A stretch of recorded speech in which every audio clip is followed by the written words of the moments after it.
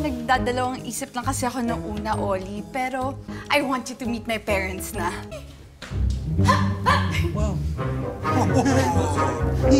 Wow! Ay. Super fan din kasi sila ng cosplay. Kaya I'm sure magkakasundo sila. Na ako, mag-roleplay tayo! Paano roleplay? Okay, ganito, Oli. Kunyari, bihag mo ko. Tapos, kakalabanin ka ng parents ko para isave ako. Oh. Ganito, sige, akapin mo ako. Akapin kita? Help! Help me!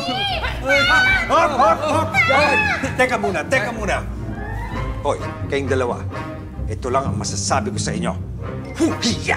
Go, Dad! Help me, Dad! Dad, sige, Dad. Tadyakan mo. Ha? Alam niyo, KJ niyo talaga? Ba't ayaw niyo na mag-participate na maayos?